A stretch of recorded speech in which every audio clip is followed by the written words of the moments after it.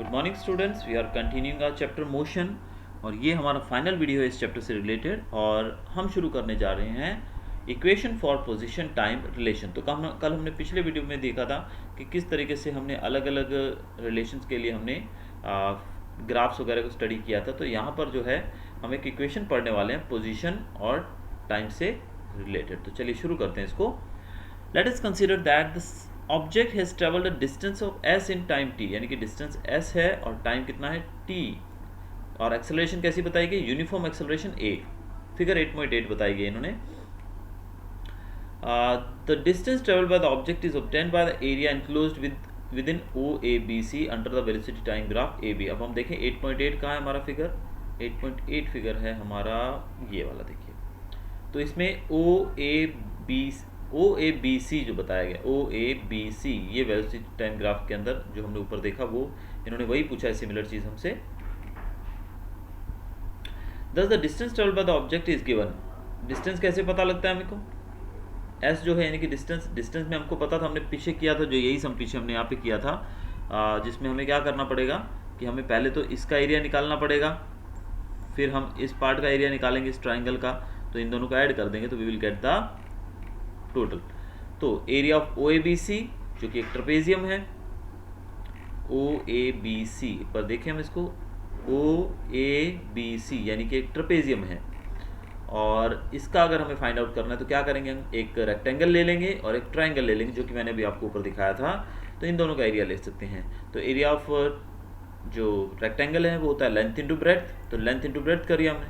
और area of triangle होता है हाफ बेस इंटू अल्टीट्यूड, तो हमने यहाँ पे ले लिया। अब सब्स्टिट्यूटिंग ओ ए, अब ओ ए की जगह हम यू लिखेंगे, जैसे कि आपको पीछे बताया। ओ ए जो है देखिए ओ ए है, इसकी वैल्यू यू है, ठीक है। तो इस प्रकार से हम सब जगह ग्राफ को देखेंगे तो आपको क्लियर हो जाएगा। तो हम रिप्लेस करेंगे, सब्स्टिट्यूट करेंगे वैल्यूज़ को। तो ओ सी जो है वो ए डी के बराबर है, ए डी जो है टी के बराबर है।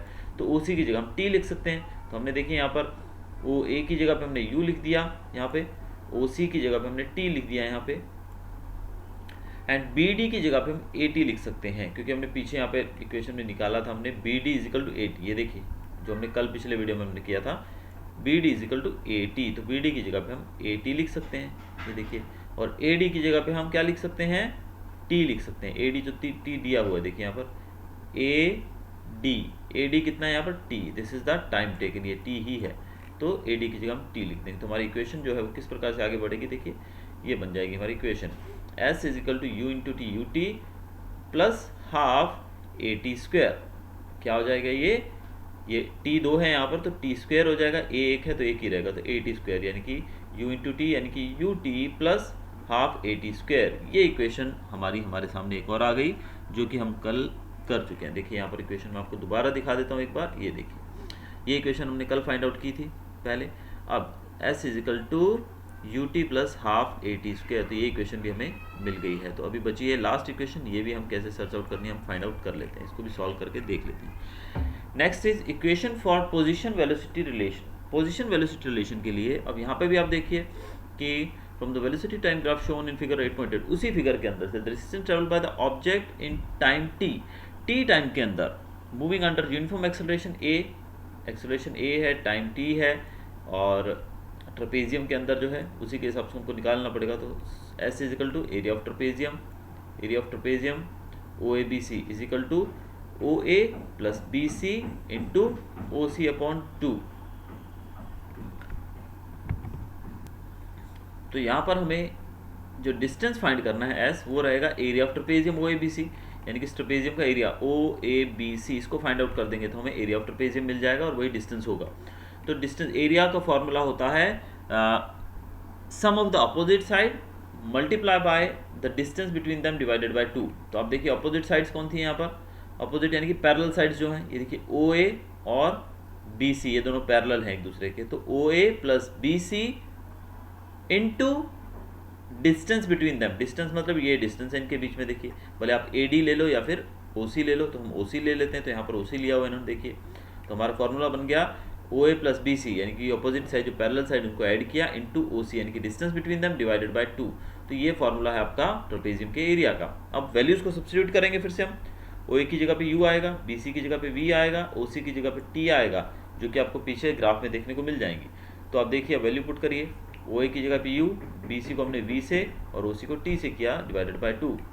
From the velocity time relation 8.6 we get t is equal to v minus u upon a। ये हमें कहाँ से मिला? 8.6 में से। अब 8.6 पे लेके जाना पड़ेगा पहले आपको मुझे। 8.6 हमारा ये रहा, देखिए s is equal to u T plus half A T square जो हमने किया था, s is equal to u T plus half A T square. तो s की वैल्यू वो उधर भी थी और यहाँ भी। अब इसको भी सॉल्व करना पड़ेगा, कैसे करना है वो देखते हैं हम। So we have seen that S is the area of trapezium O A B C. तो ओ ए बी सी का एरिया जो होता है वो होता है ओ ए प्लस बी सी, यानी कि जैसे मैंने बताया कि अपोजिट साइड यानी कि जो है परपेंडिकुलर जो पैरेलल साइड्स हैं, the sum of the parallel side multiplied by the distance between them that is O C divided by 2। तो ये तो आपको क्लियर हो गया होगा। इसके बाद अब हमने वैल्यू सब्सटीट्यूट की तो हमारे पास ये चीज़ आ जाती है। जब हमने वैल्यूज़ को सब्सटीट्यूट किया तो हमें मिल जाएगा ओ ए की जगह पे u आ गया, बी सी की जगह पे v, ओ सी की जगह पे t और डिवाइडेड बाय 2 है ये हमारे पास। तो ये हमारी इक्वेशन यहाँ पर मतलब बन जाएगी। अब इसके बाद हमको जो मेन इक्वेशन, अब हमारा मोटिव क्या है? थर्ड इक्वेशन ग्रैब करना। हमारा मोटिव है बेटा ये इक्वेशन ढूंढना।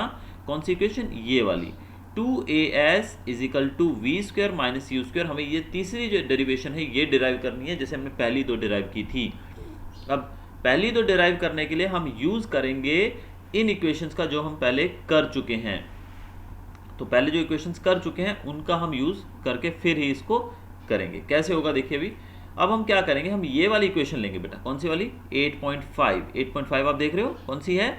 v is equal to u plus a t, v is equal to u plus a t. अब यहां पर हम ये डेरिवेशन लेंगे,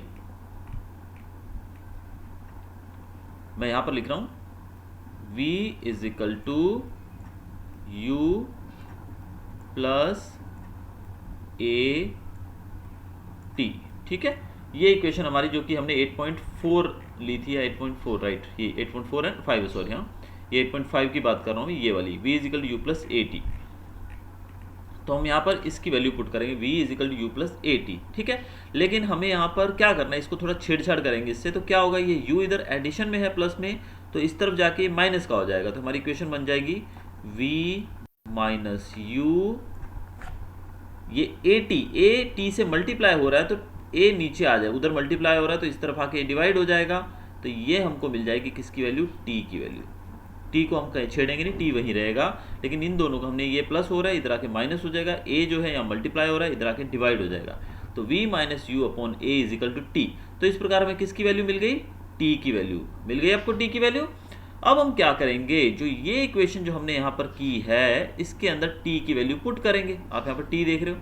अब इसमें जब t की वैल्यू पुट करेंगे यानी कि ये वैल्यू पूरी v माइनस यू अपॉन ए, तो हमारी इक्वेशन क्लियर हो जाएगी। देखिए अब मैं क्या कर रहा हूँ यहाँ पर, कंप्लीटली इसी इक्वेशन को आगे लिख रहा हूँ। s is equal to, s की वैल्यू क्या है? u प्लस v, इसको मैंने ब्रैकेट में कर दिया, अपॉन 2। ठीक है, लेकिन ये t जो है t को हम रिप्लेस करेंगे v माइनस यू अपॉन ए से। तो अब हम यहाँ पे एक फिर से क्या लिखेंगे, एक ब्रैकेट बनाएंगे, फिर लिखेंगे v minus you, a upon में है तो a इसका नीचे आ जाएगा। तो ये हमारा आगे का इक्वेशन बनेगा v plus you plus v minus you into 2a। अब ऊपर जो आप देख रहे हैं ये बन गया हमारा a plus b a minus b. क्या बन गया ये? a plus b a minus b. तो a plus b a minus b जो होता है वो मैथ्स में हम लोग पढ़ते हैं, आपको पता है a square minus b square, a square minus b square is equal to a plus b a minus b. तो इसलिए हम इसको चेंज कर देंगे a स्क्वायर और b स्क्वायर से। जब इसको a स्क्वायर बी स्क्वायर में लेंगे तो हमारा जो वैल्यू बन जाएगी, क्या बन जाएगी, इसके आगे मैं इक्वल टू डाल के कर रहा हूँ, ये बन जाएगा हमारा v square minus u square upon 2a। ठीक है, अब हमने क्या किया यहाँ पे, सिंपली पहले यहाँ पे t की वैल्यू को रिप्लेस किया। t की वैल्यू पुट करने के बाद हमारी इक्वेशन इस तरीके से दिखने लगी। अब a plus b a minus b बन गया, a plus b a minus b बना।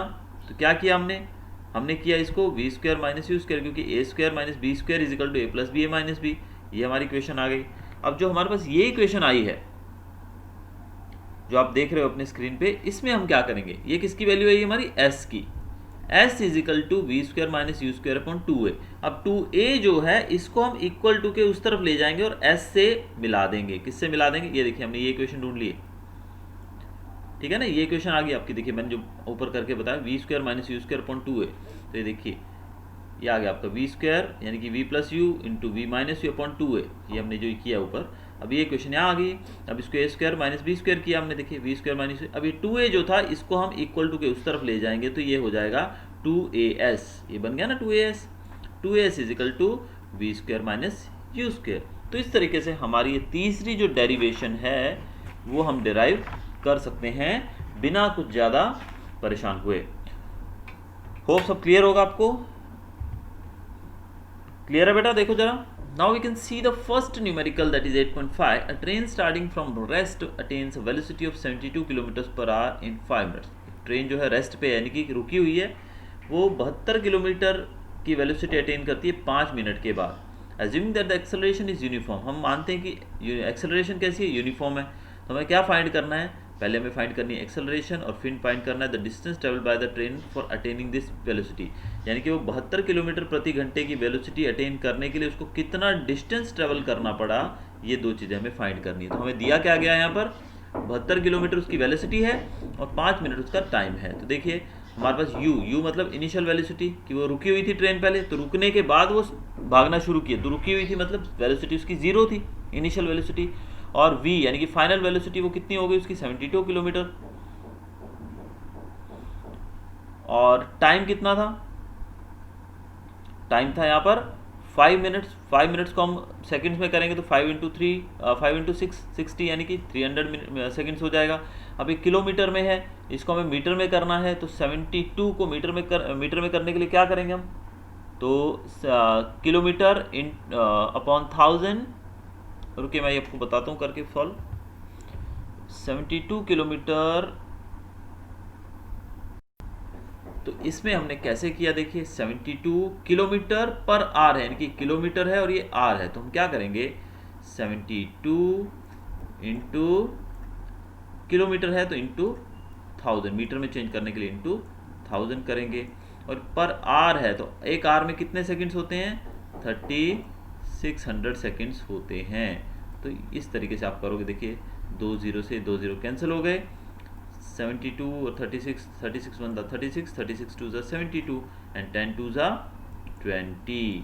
तो यहाँ पर आपका आंसर जो है वो 20 मीटर पर सेकेंड आ जाएगा। ओके, नेक्स्ट अब हम करेंगे इसको सॉल्व। तो हम लेते हैं इक्वेशन 8.5 लेते हैं पहले। 8.5 हम पीछे देखेंगे एक बार, कौन सी थी 8.5, चलिए मैं आपको दिखा देता हूँ एक बार। तो हमारी इक्वेशन है 8.5 जो है वो है v is equal to u plus a t. अब हम क्या करेंगे, हमें फाइंड करनी है पहले केस के अंदर एक्सेलरेशन, यानी कि a फाइंड करना। तो यहाँ पर a को हम छोड़ देंगे और बाकी चीज़ों को रिप्लेस कर देंगे। तो अगर हम a को वहीं छोड़ देते हैं, अब हमने a को छोड़ दिया तो क्या होगा, u जो है उधर जाके v में से माइनस हो जाएगा और t जो है इधर मल्टीप्लाई हो रहा है उधर जाके डिवाइड हो जाएगा, तो v minus u upon T बन जाएगा। ये देखिए ये इक्वेशन आपकी v minus u upon T बन गया। अब आप वैल्यूज पुट कीजिए, v की वैल्यू आपके पास है 20, u यानी कि स्टार्टिंग वेलोसिटी जो इनिशियल वो 0 है और t है हमारे पास 300 सेकेंड्स, पुट कर दीजिए। तो इसको डिवाइड करेंगे, आपका आंसर आ जाएगा ये 1/15 मीटर पर सेकेंड स्क्वायर। अब ये था हमारा, क्या फाइंड किया हमने, a फाइंड किया। अब दूसरे केस में उन्होंने क्या पूछा हमसे, डिस्टेंस पूछा है, डिस्टेंस यानी कि s फाइंड करना है।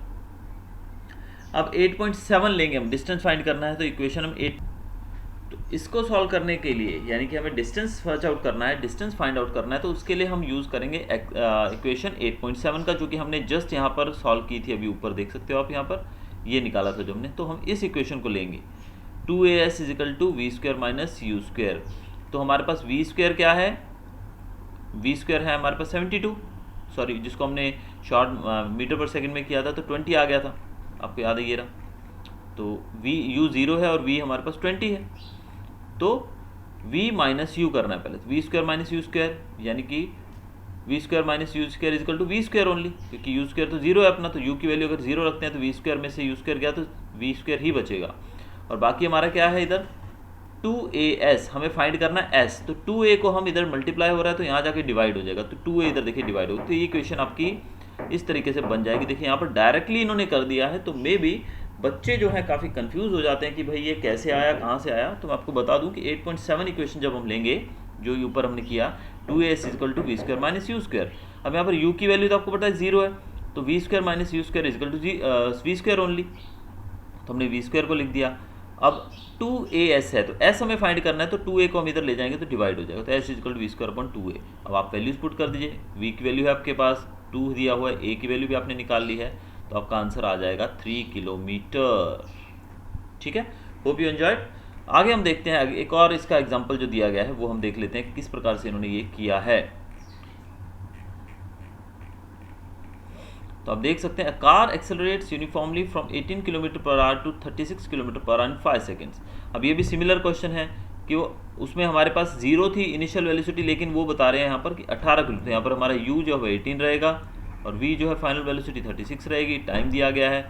फिर वही फार्मूला, एक्सेलरेशन फाइंड करना है, दूसरा डिस्टेंस फाइंड करना है, तो डिस्टेंस के लिए हमारा दूसरा फार्मूला जो कि हमने पीछे लगाया है वही s equal U T plus half AT square, कोई भी फार्मूला आप लगा के मतलब डिस्टेंस फाइंड करना है, यानी कि s फाइंड करना है, तो आप किसी भी तरीके से निकाल सकते हो। तो ये आप न्यूमेरिकल्स आगे खुद कर सकते हैं, अगर कुछ प्रॉब्लम हो तो आप मुझे पूछ सकते हैं कमेंट बॉक्स में। नेक्स्ट हम देखते हैं यूनिफॉर्म सर्कुलर मोशन के बारे में। When the velocity of an object changes, we say the object is accelerating. The change in the velocity could be due to the change in its magnitude or the direction of the motion or both. Can you think of an example when an object does not change the magnitude of velocity but only its direction of motion? Let us consider an example of the motion of a body along a closed path. 8.9 shows the path of an athlete along a rectangular track ABCD. Let us assume that the athlete runs at a uniform speed on the straight part AB, BC, CD and DA of the track. In order to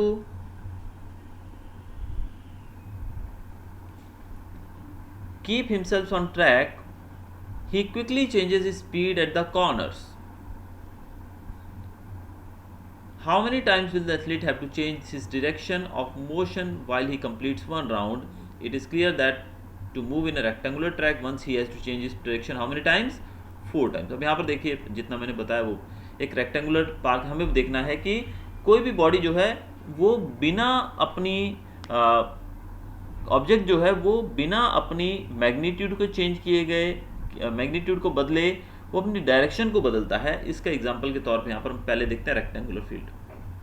अब एक कोई भी runner है जो athlete है, वो इसको जब जाएगा इसके आगे पीछे, इसके अंदर एक चक्कर लगाएगा, तो क्या होगा, उसको कितनी बार अपनी बदलनी पड़ेगी पोजीशन, डायरेक्शन, 1 2 3 4 बार उसको अपनी डायरेक्शन बदलनी पड़ेगी। Now suppose instead of rectangular track the athlete is running along a hexagonal. अगर वो हेक्सागोन हो तो कितनी बार उसको बदलनी पड़ेगी, तो उसको 6 बार बदलनी पड़ेगी डायरेक्शन अपनी, क्योंकि आप देखिए हेक्सागोन मतलब 6 इसमें बताए गए हैं, ये 6 बार बदलेगा, ये हेक्सागोन है आपका, तो 6 बार बदलना पड़ेगा। इक्वल साइड से shown in this way. Now if it is observed that as the number of sides of the track increases, the athlete has to take turns more and more often. What would happen to the shape of the track as we go on increasing the number of sides indefinitely? If you do this, you will notice that the shape of the track approaches to be a circle and the length of each of the sides will decrease to a point. अब अगर हम इसको बढ़ाते जाएं, देखिए हमने पहले 4 side थी, फिर 6 की, फिर 6 से हमने 8 कर दी, अब उसके बाद हमने इसको बढ़ाते जाएं, तो ये आप जानेंगे कि ये जो इसका लेंथ है वो धीरे धीरे कम होता जाएगा और पॉइंट रह जाएगा और फिर ये सर्कल बन जाएगा। तो इस केस में क्या होगा, if the athlete moves with the velocity of constant magnitude along the circular path, the only change in its velocity is due to change in its direction of the motion. तो सिर्फ जो change आता है उसकी velocity में, वो आता है चेंज इन डायरेक्शन के कारण ही। The motion of the athlete moving along a circular path is therefore an example of accelerated motion. तो जब भी कोई बदलाव आता है वेलोसिटी के अंदर, वो आता है because of the change in the direction of the object. लेकिन यहाँ पर जो एक्सेलरेटेड मोशन जो है, ये जो वो सर्कुलर पाथ में जब मूव करेगा, तो इसको हम बोलेंगे यूनिफॉर्म सर्कुलर मोशन, या फिर इसको हम कह सकते हैं accelerated motion. We know that the circumference of circle of radius r is given. अब सर्क्यूमफ्रेंस निकालेंगे सर्कल का, अगर हम वो जानते हैं आपकी 2πr होता है। The athlete takes t seconds, अगर उसको t टाइम लगता है to go around once around the circular path of the radius r, the speed v is given by. तो हमें स्पीड निकालनी हो तो कैसे निकालेंगे, speed is equal to distance upon time होता है। तो डिस्टेंस इसने कितना कवर किया, अब इस सर्कल का डिस्टेंस निकालना है, तो यानी कि सर्कल की जो बाउंड्री है कितनी है, 2 पाई आर से निकलेगी, तो 2 पाई आर अपॉन टी लगेगा। तो v is equal to 2 pi r upon t. इस तरीके से आप v फाइंड आउट कर सकते हैं। v is the speed. When an object moves in a circular path with uniform speed, it is called uniform circular motion. जब कोई object circular move करता है, सर्कल में मूव करता है और यूनिफॉर्म स्पीड से करता है, इसको यूनिफॉर्म सर्कुलर मोशन कहा जाता है। If you clearly note, on being released, the stone moves along a straight line tangential to the circular path. This is because once the stone is released, it continues to move along the direction it have been moving at that instant. This shows that the direction of motion changed at every point when the stone is moving along the circular path. अब आप देख रहे हैं यहाँ पर ये example, आपने कभी ऐसा काम तो किया ही होगा, कोई हैवी चीज़ को, पत्थर को बांधकर उसको गोल गोल घुमाया होगा कई बार। तो जब आप इसको छोड़ोगे, सपोज आप इसको यहाँ छोड़ते हो तो इसकी डायरेक्शन सपोज ये जाती है, यहाँ छोड़ोगे इसको तो इसकी डायरेक्शन यहाँ जाएगी। अगर इसको आप यहाँ छोड़ते हो, इस जगह पर, इस पॉइंट पर छोड़ते हो, तो इसकी डायरेक्शन यहाँ जाएगी। यानी कि अलग अलग जगहों पे इसको रिलीज करने पे इसकी डायरेक्शन अलग अलग जाएगी। When an athlete throws a hammer or a discus in a sports meet, he or she holds the hammer or the discus in his or her hand and gives a circular motion by rotating his or her own body. Once released in the desired direction, the hammer or discus moves in the direction in which it was moving at the same time, just like the piece of stone in the activity described. There are many more examples of the object moving under uniform circular motion, such as the motion of the moon and the earth, a satellite in a circular orbit around the earth, cyclist on a circular track at constant speed. तो यहाँ पर इन्होंने बताया कि अब जिस direction में हम इसको छोड़ेंगे ये उसी डायरेक्शन में जाएगा। अब आपने देखा होगा डिस्कस थ्रो करते हैं कुछ, जो आपने एक गोला होता है, उस गोले के अंदर एक प्लेट होती है और वो जो एथलीट होता है वो इसके अंदर 2-3 ऐसे चक्कर खाने के बाद फिर उस प्लेट को छोड़ता है और फिर प्लेट दूर जाके गिरती है। अब ये भी यूनिफॉर्म सर्कुलर मोशन का एक एग्जाम्पल है हमारे सामने। अब वो जो एथलीट है वो जिस डायरेक्शन में उसको अपने हाथ से छोड़ेगा वो उसी डायरेक्शन में जाएगी।